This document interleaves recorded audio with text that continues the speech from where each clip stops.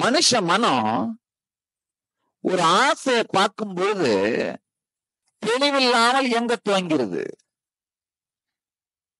என்ன பண்றோன்னே தெரியறது இல்ல.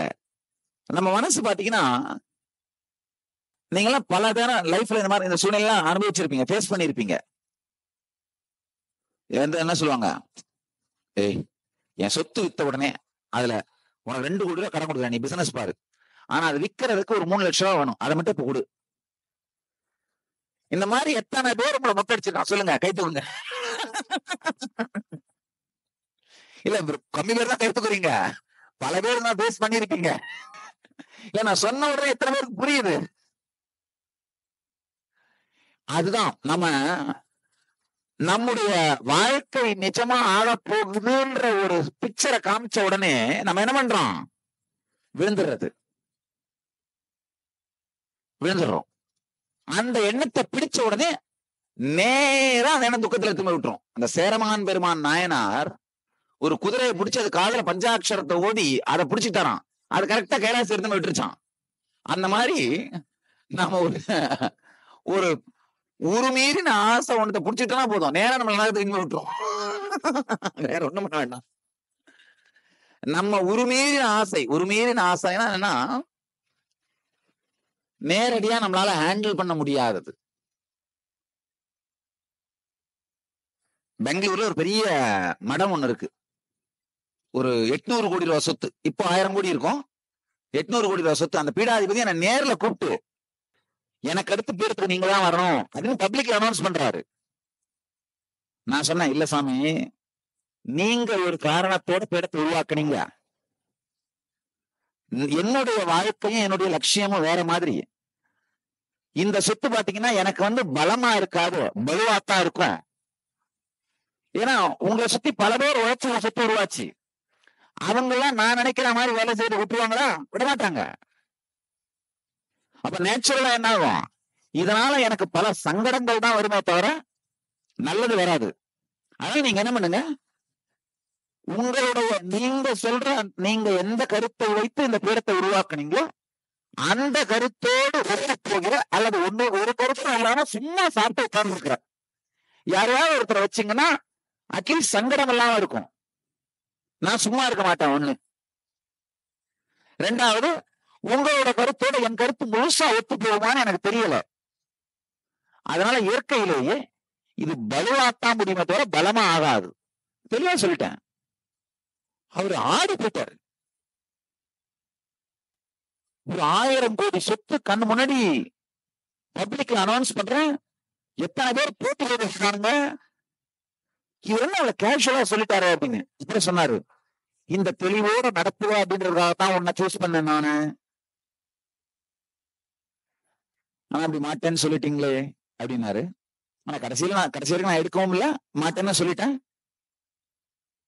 நம்முடைய உருமீறின விஷயங்கள்ல நமக்கு பிரைட்டா காமிக்கிற எண்ணத்தை பிடிச்சோம்னா போதும், என்ன ஆகும்? நேரா நரகத்துக்கு போயிடலாம். இல்ல நேரம் நரகத்துக்கு போயிடலாம். நீங்க எல்லாம் பாருங்க, உங்க வாழ்க்கையில பல நேரத்துல அந்த மாதிரி ஏதாவது ஒரு எண்ணத்தை பிடிச்சு நரகத்துக்கு போயிருப்பீங்க. எத்தனை பேர் அந்த மாதிரி எண்ணத்தை பிடிச்சி நரகத்தை நோக்கி போய் அட்லீஸ்ட் அப்புறமா விட்டீங்க பாருங்க. நல்லா தெரிஞ்சவங்க, தனி எண்ணத்திலிருந்து நம்மை விடுபடுத்திக் கொள்வது ஒரு மிகப்பெரிய சுதந்திரம். தனியா எழற ஒரு எண்ணத்திலிருந்து நம்மை விடுபடுத்திக் கொள்ளுகின்ற பலம் வாழ்க்கையில மிகப்பெரிய சுதந்திரம். துக்கத்தினுடைய வடுவே இல்லாமல் வாழக்கூடிய சுதந்திரம் ஒரு தனி எண்ணத்திலிருந்து நம்மளை விடுபடுத்திக் கொள்ளும் போதுதான் நமக்கு வரும். தனி எண்ணத்திலிருந்து நம்மை விடுபடுத்திக் கொள்வது, அதுதான் நம்ம கத்துக்க வேண்டிய மிகப்பெரிய சத்தியம். எல்லாமே தனி எண்ணம் தாங்கய்யா, தனி எண்ணம் தான். எனக்கு இப்படி ஆயிடுச்சு, நான் எவ்வளவு பெரிய ஆளு, என்ன இது உட்கார்ந்து ஒரு எண்ணமா வளர்த்துட்டே போனா என்ன ஆகும்? துக்கம்தான். அந்த முதல் எண்ணத்திலிருந்தே தன்னை விடுபடுத்திக் கொள்ளும் சுதந்திரம். நல்லா தெரிஞ்சுக்கோங்க, முதல் எண்ணத்திலிருந்தே தன்னை விடுபடுத்திக் கொள்ளும் சுதந்திரம் இருந்ததுன்னா உங்களால பணம், பொருள், புகழ் எதையும் உருவாக்கவும் முடியும். அது இல்லாம நிம்மதியாகவும் இருக்க முடியும். ரமண மகர்ஷி ரொம்ப அழகா சொல்வாரு, கடுகே ஆயினும் கிடைக்கும் முன் மலையாய் காட்டி கிடைத்தபின் மலையே ஆயினும் கடுகாய் காட்டும் மடமனம். கிடைக்கிறதுக்கு முன்னாடி கடுகா இருந்தா கூட மலையா தெரியுமா, அது இல்லாம வாழ்க்கையே நடக்க முடியாதுன்னு. கிடைச்சப்புறம் மலையாவே இருக்காரு, இதுதானா கடுகா மாறிடுமா நம்முடைய மனம். இன்னொன்னு சொல்லுவாரு, ஒரு தூசி கிடைச்சாலும் உலகமே கிடைச்ச மாதிரி உபயோகப்படுத்தவும் தெரியணும். பிறவுன்னு வந்துருச்சுன்னா தியானம் பண்ண உட்காந்துட்டோம்னா உலகமே கிடைச்சாலும் தூசி மாதிரி ஒதுக்கி உட்கார தெரியணும். வேலை செய்யும் பொழுது ஒரு தூசி கிடைச்சாலும் உலகமே கிடைச்ச மாதிரி அதை உபயோகம் பண்ணி வரணும். கிரியேட்டிவிட்டி. தியானம் பண்ணும் பொழுது உலகமே கிடைச்சாலும் அது தூசின்னு ஒதுக்கிற முடியும். ரெனன்சியேஷன், துறவு. வாழவும் துறவும் தனி எண்ணத்திலிருந்து நம்மை விடுபடுத்திக் கொள்ளுகிற சுதந்திரம் இருக்கும் பொழுதுதான் வரும். அது இல்லாம வராது. தனி எண்ணத்திலிருந்து நம்மை சுதந்திரப்படுத்திக் கொள்வது. ஒரு சின்ன படம் போட்டு காமிக்கிறேன், அதை புரிஞ்சுக்கணும், அப்புறம் வேணா நோட் பண்ணிக்கலாம். நம்முடைய எண்ணங்கள் ஒண்ணுக்கு அடுத்து இன்னொன்னா வர்றதில்லை. ஒண்ணு போன உடனே இன்னொன்னு வருது. ரெண்டுத்துக்கு டிஃபரன்ஸ் இருக்கு. அதாவது நீங்க நினைக்கிறீங்க எண்ணமெல்லாம் இப்படி லைனா வருது அப்படின்னு, கிடையாது. இதுதான் உங்களுடைய ஆன்மானா இதுல இருந்து முட்டமுட்டே வருது, தனித்தனியா உள்ள வருது. அப்படின்னா என்ன அர்த்தம்னா, ஒவ்வொரு எண்ணத்துக்கும் நடுவில் இருக்கிற இடைவெளியில நீங்க திரும்ப திரும்ப ஆன்மாவா மாறிடுறீங்க. அந்த பைனரி 01 01 01 01. இப்ப ஆன்ம உணர்வா இருக்கீங்க, மனமா எண்ணமா மாறுறீங்க, திரும்ப ஆன்ம உணர்வா திரும்புறீங்க, திரும்ப எண்ணமா மாறுறீங்க, திரும்ப ஆன்ம உணர்வா போறீங்க, திரும்ப எண்ணமா மாறுறீங்க, திரும்ப ஆன்ம உணர்வா மாறுறீங்க, திரும்ப எண்ணமா மாறுறீங்க. புரியுதான சொல்றேன்னு? அப்போ ஒரு எண்ணத்துக்கும் நடுவில் இருக்கிற இடைவெளியில நீங்க என்ன ஆகுறீங்க, ஆன்ம உணர்வா மாறிடுறீங்க. இப்ப பண்ண வேண்டியது என்னன்னா, அந்த ஆன்ம உணர்வுல இருந்து எண்ணமா மாறுறதுல நிறுத்தினீங்கன்னா முடிச்சு போச்சு, அவ்வளவுதான். நீங்க ஞானத்தை அடைய வேண்டியதில்லை, அஞ்ஞானத்தை நிறுத்தினீங்கன்னா போதும். அதுதான் பண்ண வேண்டியது. இப்ப நீங்க நினைக்கிற மாதிரி எண்ணம் இப்படி லைனா வரல. இப்படி லைனா வந்தா என்ன பண்ண முடியாது, உங்களால வரைக்க முடியாது. லைனா வரல எண்ணம், உள்ள இருக்க ஒன்னா வந்துட்டு இருக்கு. நல்லா ஆழமா புரிஞ்சுக்கோங்க. அப்போ இந்த வர்றதை நிறுத்தினீங்களாவே என்ன ஆகும், ஞானம் தானா நிலைக்கும். ஒரு எண்ணம் எந்திரிக்கும் பொழுது, நல்லா ஆழமா புரிஞ்சுக்கோங்க, ஒரு எண்ணம் எந்திரிக்கும் பொழுது இந்த கார்ல கிளச் பிடிச்சி கீர் மாத்திரம் தெரியுங்களா, கிளச் பிளேட்டை பிடிச்சி கீரை மாத்திரீங்கன்னா என்ன ஆகும், ஆக்சுவலா அந்த கிளச்ல இருந்து கழண்டுக்கும். கழண்டுதான் இன்னொரு கீர்ல போய் செட் ஆகும் இல்லையா. ஃபர்ஸ்ட் கீர்ல இருக்குன்னா அந்த கிளச் பிளேட் என்ன ஆகும், கழண்டுரும். அதுக்கப்புறம் ரெண்டாவது கீர் போனோடனே அது கூட செட் ஆயிடும். அதே மாதிரிதான் உங்களுடைய ஆன்மாவும் மனமும் கிளச் ஆகி கிடக்கு. இப்ப அந்த கிளச் பிளேட் பிடிச்சி கீர் மாத்தணும்னா இது என்ன ஆகும், கழண்டுக்கும். திரும்ப கனெக்ட் ஆகி என்ன ஆகும், அடுத்த எண்ணம் வரும், திரும்ப கழண்டுரும், திரும்ப கனெக்ட் ஆகிதான் அடுத்த எண்ணம் வரும். இந்த கழலும் போது திரும்ப கனெக்ட் ஆகாம அப்படியே நிறுத்திடுறதா அன்கிளச்சிங்னு சொல்றேன். ஒரு வினாடியும் இது கழலுது. கழலும் போது திரும்ப கனெக்ட் ஆகாம என்ன பண்றது, அப்படியே அன்கிளச் பண்ணி விட்டுறது. இப்போ ஃபர்ஸ்ட் கியர்ல இருந்து செகண்ட் கியருக்கு போனாலும், செகண்ட் கியர்ல இருந்து தேர்ட் கியருக்கு போனாலும், ஒரு கியர்ல இருந்து ரிவர்ஸ் கியர் போனாலும், என்ன ஆனாலும் நீங்க என்ன பண்ணிதான் ஆகணும், அன்கிளச் பண்ணிதான் ஆகணும். கிளச் பிளேட் தனியா வந்துதான் என்ன ஆகும், அடுத்த கீருக்கு போகும். இப்ப ஒண்ணுல இருந்து ரெண்டுக்கு நேரா போயிடாது, பக்கத்து கீர் தானே அப்படியே போய்க்கலாமே, முடியாது. கழண்டுதான் திரும்பி மாட்டி ஆகணும்.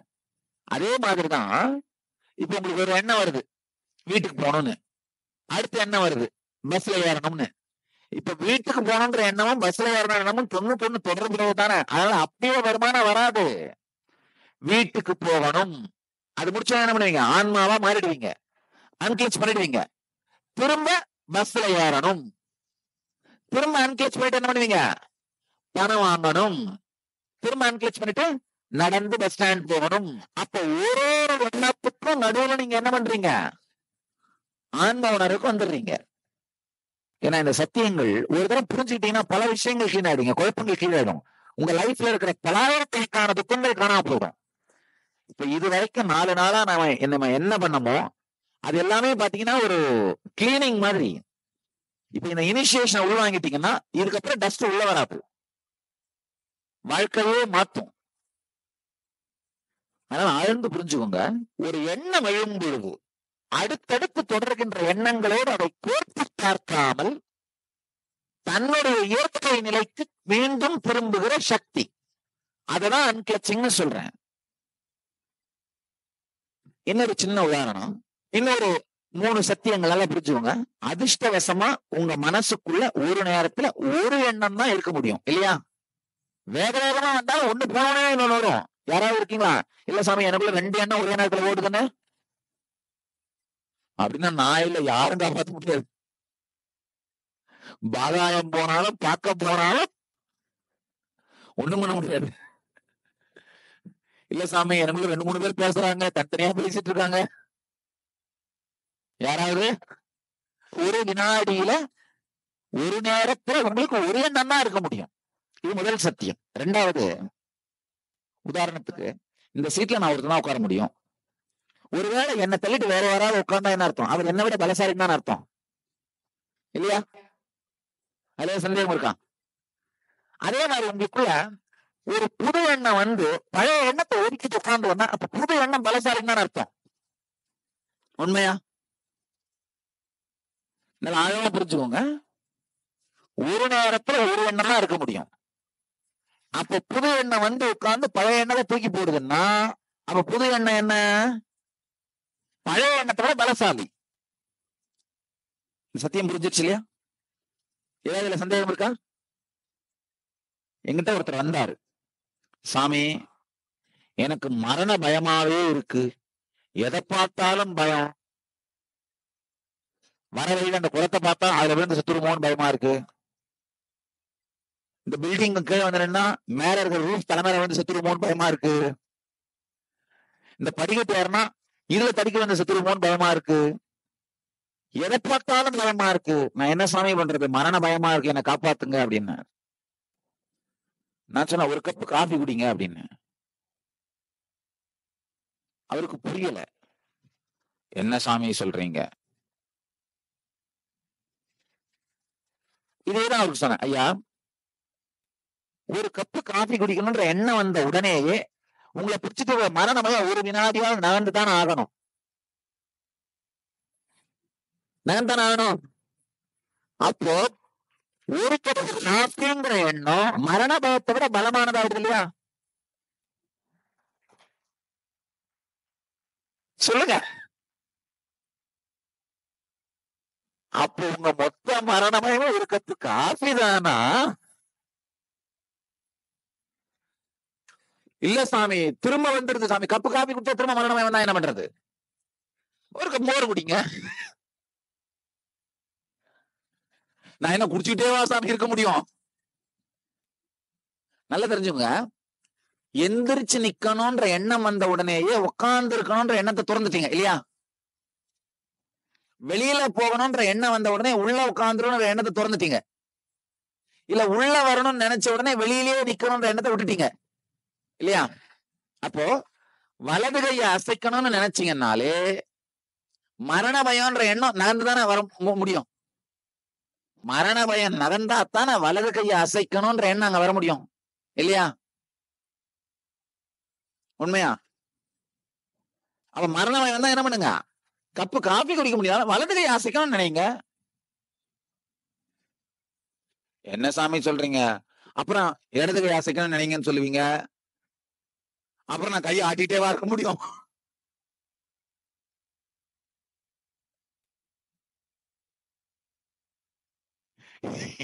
இது என்னடா இது வேதனை? நல்ல ஆழமா புரிஞ்சுங்க. ஒரு தரம் மரண பயம் வரும் பொழுது ஒரு எண்ணத்து மூலமா அதை நகர்த்துனீங்கன்னா 2வது தரம் வரும், அப்படியே நகர்த்துனீங்கன்னா 3வது தரம் வரும், அப்படியே நகர்த்துனீங்கன்னா 4வது தரம் வர்றதுக்கு அந்த எண்ணத்துக்கு பலம் இல்லாம போயிடும். இது ஒரு ஆழமான உண்மை, நல்லா புரிஞ்சுக்கோங்க. 4வது தரம் வர்றதுக்கு அந்த எண்ணத்துக்கு பலம் இல்லாம போயிடும். இப்ப நீங்க யாருக்காவது கடன் கொடுத்துருந்தீங்கன்னா 3 தரம் நடக்கிறீங்க, அவர் கொடுக்காம இழுத்தடிச்சோன்னே என்ன பண்றீங்க? 5வது தரம் போறதுக்கு உங்களுக்கு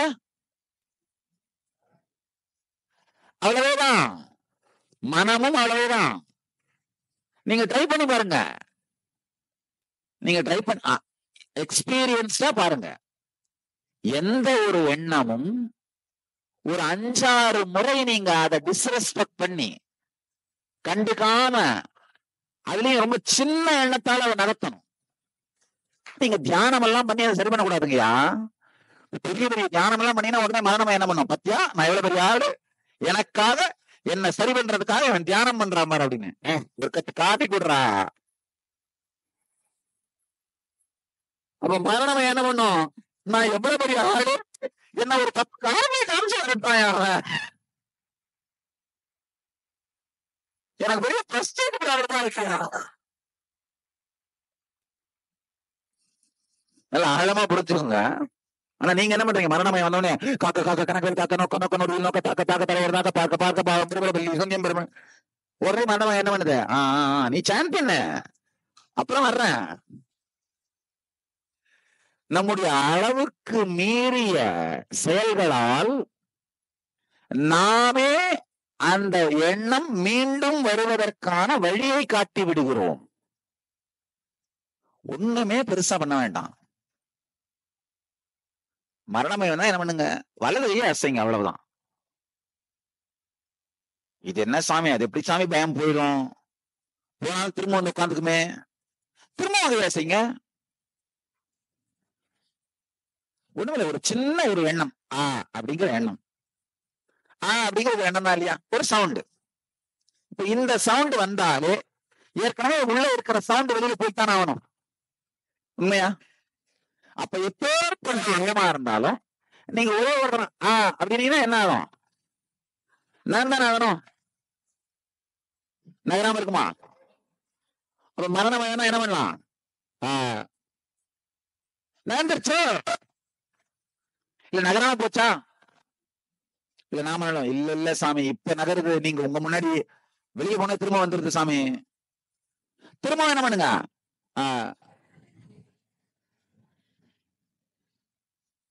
நான் இப்படி ஆனே சொல்லிட்டு இருந்தேன்னா எனக்கு யார் சோறு போடுவாங்க சாமி? வீட்டுக்கு போனா எப்படி நான் வேலை பண்ணுவேன்?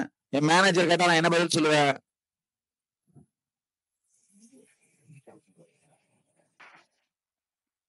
அவருக்கு ஆதாரம் இல்ல. இதெல்லாம் நமக்கு பிராக்டிக்கலா வர்ற பயங்கள், பிராக்டிக்கலா வர்ற பிரச்சனைகள். நம்மளால எப்படி day to day life run பண்ண முடியும்? எல்லாத்துக்கும் அப்படின்னு சொல்லிட்டு இருந்தோம்னா நம்மளால எப்படி day to day life run பண்ண முடியும் நம்ம நினைக்கிறோம். நல்லா புரிஞ்சுக்கோங்க. நம்ம day to day life run பண்றதுக்கு உங்களுக்கு இப்ப வர்ற அளவுக்கு எண்ணங்கள் தேவையில்லை. நீங்க அன்கிளச் பண்ணிட்டே இருங்க.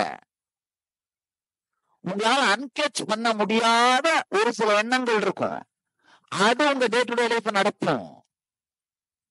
இப்ப நீங்க எத்தனை மணி நேரம் உட்கார்ந்து அன்கிளச் பண்ணீங்கனாலும் பாத்ரூம் வரும்போது நேச்சுரலா எந்திரிச்சு போயிட்டு வந்துருவீங்களா? அந்த மாதிரி இயற்கையாவே உங்க உடம்ப நடத்துற ஒரு சக்தி இருக்குங்கய்யா. அதுக்கு பேர் தான் பிராரப்தம்னு பேரு. நீங்க என்னதான் அன்கிளச் பண்ணீங்கன்னாலும் கரெக்டா பசி எடுக்கும்போது சாப்பிட்டுருவீங்க, தூக்கம் வரும்பொழுது தூங்கிடுவீங்க, பாத்ரூம் போகும்போது போயிருவீங்க. பிராரப்த சக்தி ஒண்ணு இருக்கு. அந்த பிராரப்த சக்திக்கே உங்களுடைய பிசினஸ் நடத்துற கிரியேட்டிவிட்டி உண்டு. ஆனா நமக்கு அவ்வளவு சீக்கிரம் இது மேல நம்பிக்கை வராது. இல்ல இல்ல, எனக்கு தெரிஞ்ச வரைக்கும் பிசினஸ்னா நான் யோசிச்சு யோசிச்சு ஒரு 4 பேரை காலவாரி அது மேல ஏறி உட்கார்ந்து அப்படியெல்லாம் வளர்த்தாத்தான் பிசினஸ். இது என்ன சாமி சும்மா ஆன்னு சொல்லிட்டு இருந்தாரு, ஆன்னு சொல்லிட்டு இருந்தா அவர் பிசினஸ் வேணா நடக்கும், நம்ம பிசினஸ் நடக்குமா? வர்றவன் போறவனுக்கு எல்லாம் ஆன்னு கத்து கொடுத்துட்டு இருந்தாருன்னா அவர் பிசினஸ் வேணா நடக்கும், நம்ம பிசினஸ் நடக்குமா? அன்கிளச் பண்ணீங்கன்னாங்கய்யா எண்ணங்களுடைய எண்ணிக்கை குறையுமே தவிர செயல்களின் எண்ணிக்கை குறையாது. இன்னொரு சின்ன விஷயம் புரிஞ்சுக்கோங்க. இப்ப இங்க இருந்து நீங்க எந்திரிச்சு அன்கிளச் பண்ணாம இருக்கிறப்போ எந்திரிச்சு பாத்ரூம் போயிட்டு திரும்ப வந்து உட்கார்றதுக்கு உங்களுக்கு 50 எண்ணங்கள் தேவைப்படுதுன்னா அந்த அன்கிளச் பண்ணி பழகிட்டீங்கன்னா 3 எண்ணங்களே போயிட்டு வந்துருவீங்க. அவ்வளவுதான். செய்கிற செயல்கள் குறையாது, ஆனா என்ன குறையும்? ஆசிலேஷன் குறைஞ்சிரும். ஹனுமானுக்கு ஜாம்பவான் தீட்சை கொடுக்கிறாரு. ஹனுமான் சொல்றாரு, என்னால அந்த கடல் தாண்ட முடியாதுன்னு சொல்றாரு. அப்ப ஜாம்பவான் என்ன பண்றாரு? எண்ணம் இல்லாம சும்மா உட்கார்ந்துருக்க சொல்றாரு. உட்கார்ந்துருவே ஹனுமானுக்குள்ள இருந்த உணர்வு பிறந்துருது, என்னால தாண்ட முடியும் அப்படின்னு. உண்மையில அன்கிளச் பண்ணீங்கன்னா வேலை பண்ணாம போடுவீங்கன்னு நினைக்காதீங்க. என்ன நடக்கும்? எண்ணங்கள் குறையுமே தவிர செயல்கள் குறையாது. எண்ணமும் இல்லாம செயலும் இல்லாம இருக்கிறது தமசு, மந்தம். எண்ணமும் ஜாஸ்தியா இருந்து செயலும் ஜாஸ்தியா இருந்தா ரஜஸ், வேகம், ஆத்திரக்காரன். எண்ணம் கம்மியா இருந்து செயல் அதிகமா இருக்குதான் சத்துவம், ஞானி.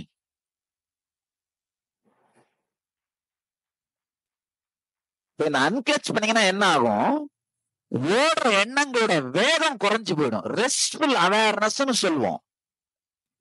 தனித்த கைவல்ய நிலை. ரொம்ப அழகா வள்ளலார் சொல்வாரு, பசித்திரு தனித்திரு விழித்திரு பதவி தானே வரும்னு சொல்லுவாரு.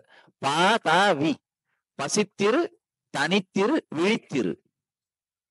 பசித்து இருந்தா, தனித்து இருந்தா, விழித்து இருந்தா அந்த முதல் எழுத்தெல்லாம் பதவி, பதவி தானே வரும். பசித்திருனா வெறுமனே வெறும் பசி இல்ல, சாப்பிடும்போது ஒரு அரை அரையா சாப்பிட்டு வயிறு பசியோட இருக்கும், அது வேற விஷயம். ஆன்ம பசியோடு இரு, உணர்விலே தனித்து இரு, அன்கிளச்சா இரு, விழித்து இரு, எதிலையும் அலைபாயாமல் இரு. பதவி, ஜீவன் முக்த பதவி தானாக வரும்.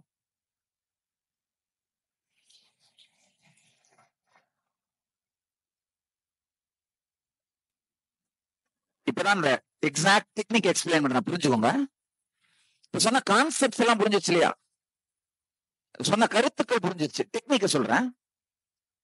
ஒரு எண்ணம் வரும்போது அதோட சேர்ந்து பாத்தீங்கன்னா ஒரு கோபமோ அல்லது ஆர்வமோ ஆசையோ அச்சமோ ஏதாவது ஒரு உணர்வுல இருந்தா ஒரு எண்ணம் வரும். எழும்போதே என்ன பண்ணுங்க, இதுல இருந்து நான் அன்கிளச் பண்றேன். அந்த ஒரு ஐடியா உங்களுக்குள்ள எடுத்து வந்தீங்கன்னா போதும். என்ன ஆகுதுன்னா, அதுல இருந்து அன்கிளச் பண்றேன்னு நினைச்ச உடனே ஒரு 2 செகண்டுக்கு எந்த எண்ணமும் இருக்காது. ஏன்னா நீங்க அந்த எண்ணத்தை சப்போர்ட் பண்ணலன்னா என்ன ஆகும்? எண்ணம் போயிடும். 2 செகண்டுக்கு இருக்காது. 2 செகண்ட் ஆன உடனே திரும்ப என்ன ஆகும்?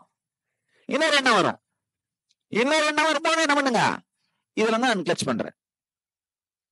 அப்ப 3வது தரம் 2 செகண்ட்ல எண்ணம் வராது, ஒரு 4-5 செகண்ட் ஆகும் எண்ணம் வர்றதுக்கு. அப்ப அதுல இருந்து அன்கிளச் பண்ணுங்க.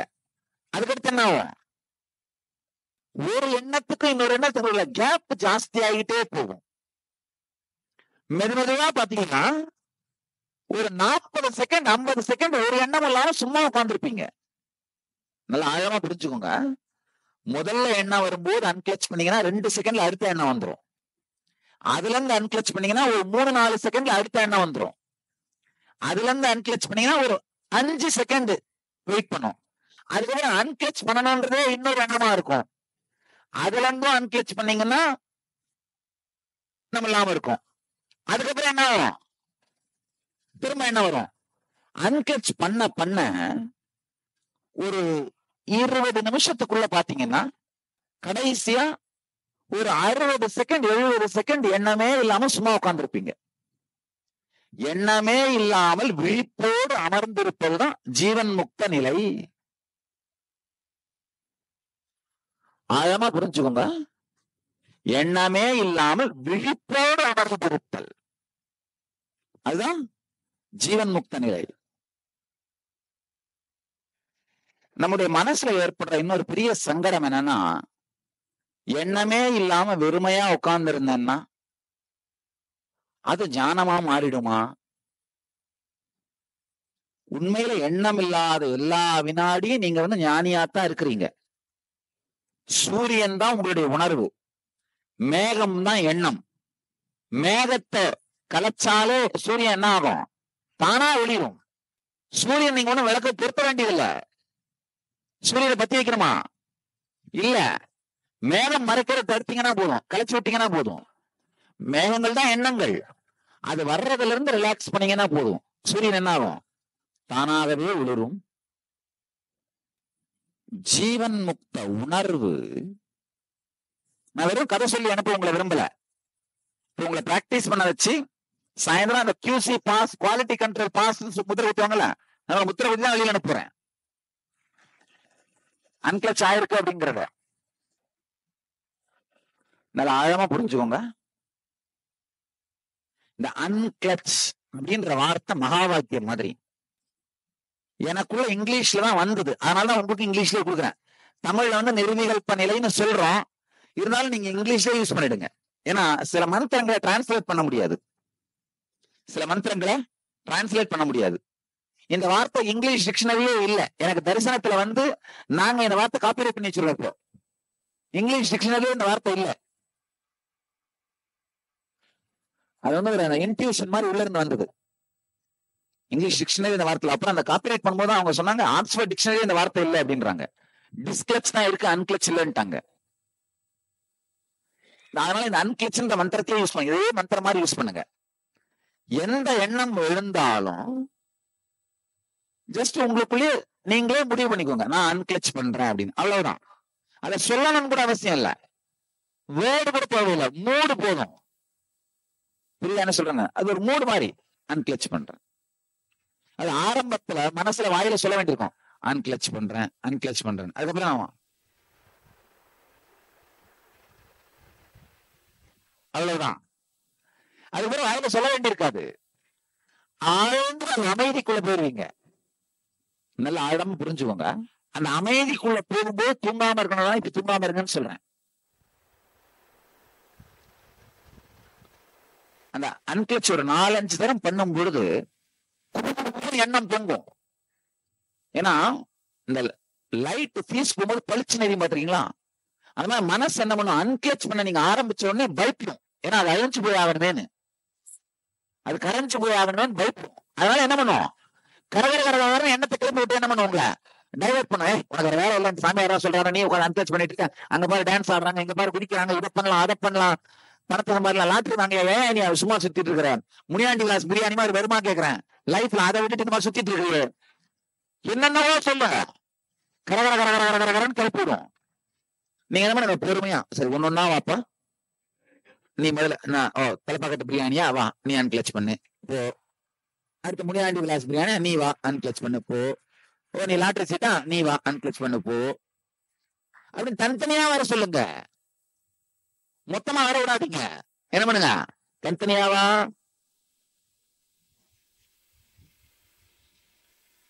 ஒரு பெரிய கோட்டையில அரசனுடைய ராஜகுருவும் தங்கி இருந்தாங்களாம். எல்லா படையும் வெளியில போர் மேல அடிச்சுட்டாங்க. ஆனா எதிரி நாட்டு மன்னனும் இந்த மொத்த படையும் சாகடிச்சுட்டான். அந்த எதிரி நாட்டு மன்னன் கோட்டையை சுத்தி தூங்கிட்டான். கோட்டையில ஆனா அரசனும் குருவும் மட்டும்தான் இருக்காங்க, வெளியில 2 லட்சம் பேர் இருக்காங்க. அரசன் போய் குரு காலில் விழுந்து கதறான், 2 லட்சம் பேர் இருக்காங்க, நான் எப்படி அவங்கள ஜெயிக்க போறேன், குருவே என்னை காப்பாத்துங்க அப்படின்றான். குரு சொல்றாரு, கவலைப்படாத, மொத்தம் கோட்டைக்கு எத்தனை வாசல், ஒரே ஒரு வாசல், ஒரு வாசலை மட்டும் திறந்து வை, ஒரு கதவை மட்டும். அப்ப என்ன ஆகும், ஒருத்தனாதான் உள்ள வர முடியும். வெட்டிட்டே ஒரே ஒரு சின்ன வாசலை திறந்து வச்சு, கதையை திறந்து வச்சு ஒருத்தனாதான் உள்ள வர முடியும். வெட்டிட்டே அவ்வளவுதான்.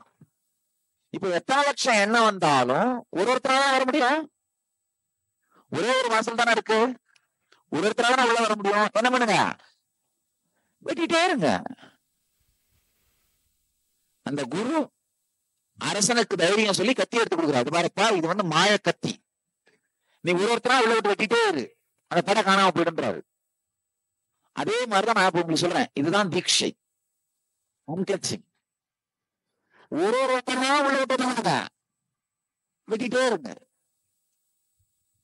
அப்புறம் நேச்சுரலா என்ன ஆகும், மனம் தன்னை கடந்த, மனம் கடந்த நிர்விகல்ப நிலைக்குள் நிலைக்கும்.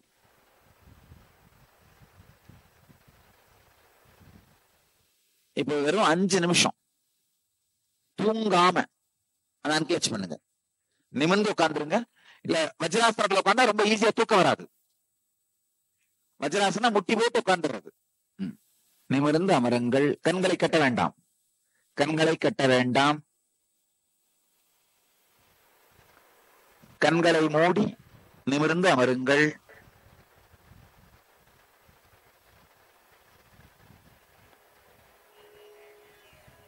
ஒவ்வொரு எண்ணமாக மேல் வர மேல் வர தெளிவாக அவைகளை அன்கிளச் செய்து ஆழ்ந்த அமைதியுடன் அமர்ந்திருங்கள். கண்களை மூடி நிமிர்ந்து அமருங்கள். ஒரு எண்ணத்திலிருந்து அன்கிளச் பண்ணதும் அடுத்த எண்ணம் வரும், அதுல இருந்தும் அன்கிளச் பண்ணுங்க. போர் அடிக்கிற மாதிரி இருக்கும், அதுல இருந்தும் அன்கிளச் பண்ணுங்க. அன்கிளச் பண்ணணுமேன்ற எண்ணம் வேக வேகமா வரும், அதுல இருந்தும் அன்கிளச் பண்ணுங்க. அன்கிளச் பண்ணிட்டே இருங்க. தானாகவே ஒரு எண்ணத்துக்கும் இன்னொரு எண்ணத்துக்கும் இருக்கும் இடைவெளி அதிகமாக துவங்கும். எண்ணங்களின் வரவு குறையும். நல்லா ஆழமா புரிஞ்சுக்கோங்க. என்ன எண்ணம் வந்தாலும் பண்ண வேண்டியது என்ன, அவ்வளவுதான், வேற ஒண்ணுமே இல்ல. வாழும் பொழுதே கூட, நடக்கும் பொழுதும் பேசும் பொழுதும் என்ன பண்ணும் பொழுதும் அந்த எண்ணங்களை அன்கிளச் பண்ணிட்டே இருங்க. சில பேர் நினைக்கிறது உண்டு, அன்கிளச் பண்ணிட்டு தான் நான் எப்படி சாமி என் மேல எல்லாம் கவனிக்கிறது. எத்தனை பேரு சில டைம்ல வீட்டுல இருந்து 2 வீலர்ல கிளம்புவீங்க, 4 கிலோமீட்டர் டிரைவ் பண்ணி ரைட் எடுத்து லெப்ட் எடுத்து ரோடெல்லாம் பார்த்து உங்க ஆபீஸ்ல போய் நிறுத்தி 2 வீலர் ஆஃப் பண்ண அப்புறம் வந்துருச்சு ஆபீஸ் அப்படின்னு போனோம். எத்தனை பேர் எக்ஸ்பீரியன்ஸ் பண்ணி கேட்டுங்க. அப்போ ரோட்ல இத்தனை முடிவு எடுத்திருக்கீங்க, யாராவது முடிவு எடுத்தாங்களா? ரைட் திரும்ப லெப்ட் திரும்ப, நீங்க தான் முடிவு எடுத்தீங்க. டிரைவிங்ன்ற வேலையே எண்ணம் இல்லாம செஞ்சிருக்கீங்கன்னு அர்த்தம் இல்லையா? வேற ஏதோ ஓட்டிருக்கீங்களா? அப்போ ஏன் அன்கிளச் பண்ணிட்டு ஓட்ட முடியாது? நல்லா பண்ண முடியும். துக்கத்தில் ஆழ்ந்து வேறதோ கவலை இருந்துகிட்டு உங்களை அறியாமலே வண்டியை ஓட்டும் போது அன்கிளச் பண்ணிட்டு வண்டி ஓட்ட முடியாதா? ஆனா என்ன, ஒரு வேலை செய்யும் போது கண்ணை திறந்துட்டே அன்கிளச் பண்ணுங்க, அவ்வளவுதான். கண்ணை மூடிட்டு பண்ணாதீங்க.